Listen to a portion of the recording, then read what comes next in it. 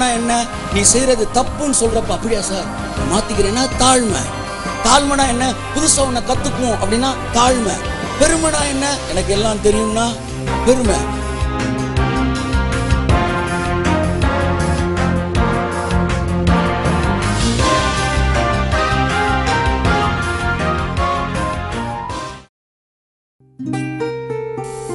ஆனா மத வெறியர்கள் அல்லது பாரம்பரிய உபதேசத்துல இருக்கிறவங்க இந்த சத்தியத்தை கேட்க மாட்டாங்க, கேட்க சில நேரம் வரவே மாட்டாங்க. நான் கேட்டேன், ஆண்டவரே ஏன் இந்த கிருபைய இவங்களுக்கெல்லாம் சொல்ல முடியல, அவங்க வரவே மாட்டேன்றாங்களே அப்படின்னு. அவர் சொன்னாரு, அவங்களாம் இவ்வளவு ப்ரைடா இருக்காங்களே ஆண்டவரே, சரி என்னதான் கேட்டுட்டு கூட ஒரு முடிவுக்கு வரலாமே அப்படின்னு யோசித்தப்ப கடவுள் சொன்னாரு, நீ என்ன சப்ஜெக்ட் பேச போற?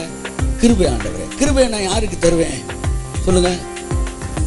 தாழ்மை உள்ளவனுக்கு கிருபை அளிப்பு. அப்ப யாரெல்லாம் உன்னைக்கே சரிப்பா நம்ம எல்லாம் கரெக்டா இருந்தாலும் என்னதான் சொல்றான்னு கேட்போம்னா அது ஒரு தாழ்மை.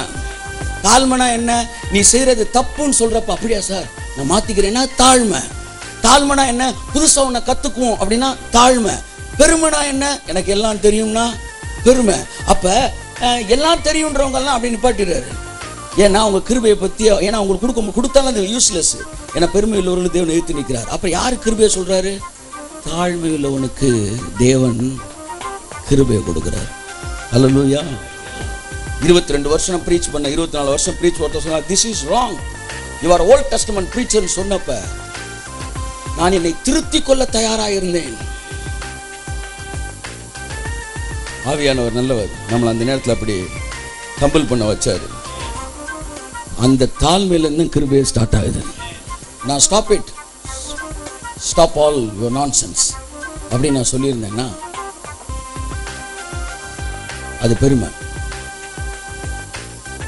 அப்ப எனக்கு தாழ்மை தேவையா இருக்கிறது. ஆவியானவர் அதை ஸ்டார்ட் பண்ணும்போது கிருபை நமக்குள்ள வருது. ஆமென் சொல்லுங்க.